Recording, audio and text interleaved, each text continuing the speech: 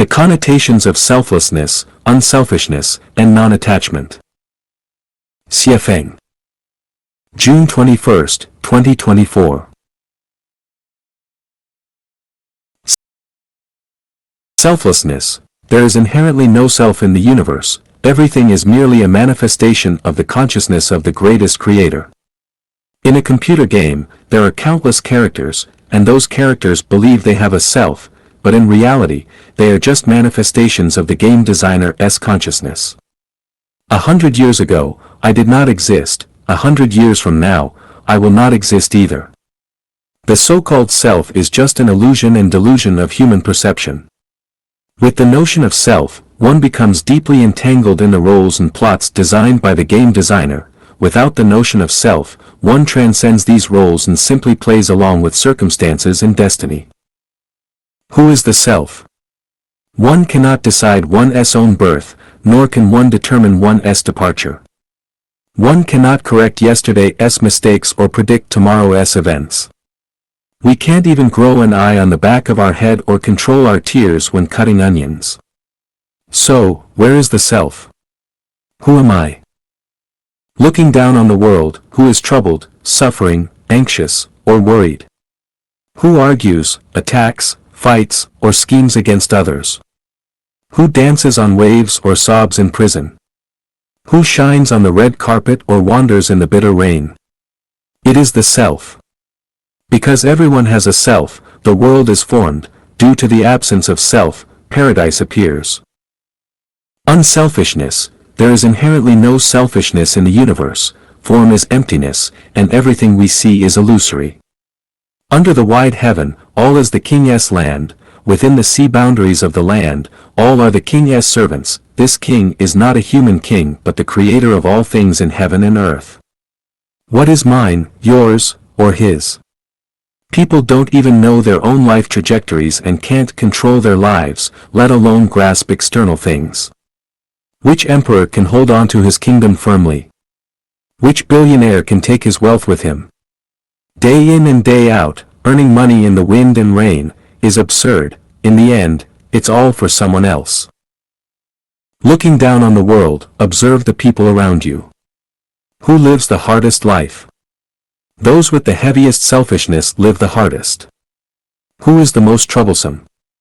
Those with the heaviest selfishness are the most troublesome. Who is the most heartless? Those with the heaviest selfishness are the most heartless. Who is the most insidious and cunning? Those with the heaviest selfishness are the most insidious and cunning. Hell is overcrowded because people's selfishness is too heavy. How do you feel working and living with selfless people? Does it feel like living in heaven? Why? Because heaven is composed of selfless people. Do you still dare to be selfish? Non-attachment. The universe inherently has no words, mountains and rivers inherently have no attachment, and all things transform according to their own nature and find their own peace. Cabbages and radishes each have their own beauty, and there are no identical things in the world. Each person has their own face, each person has their own heart, each has their own path, and each has their own destination. Let those who love bread eat bread and let those who love beer drink beer. Do not interfere, do not force, see everything as pleasing, hear everything as reasonable. This is non-attachment.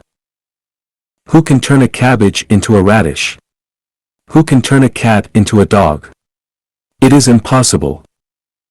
If you think you are right, that is fine, but making others pee or cook according to your idea of rightness is attachment. In a group, whoever is responsible or bears the responsibility should have the final say. If you insist on making the person in charge listen to you, that is self-attachment.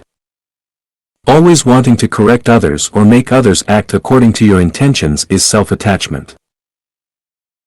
Worldly people and mortals can never see eye to eye, mortals and virtuous people can never understand each other, virtuous people and celestial beings can never reach any agreement.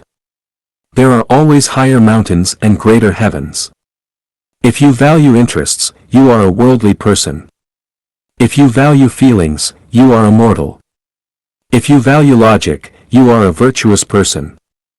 If you value spirituality, you are a celestial being. First, clarify your own coordinate system and point, and you will get along with everyone peacefully.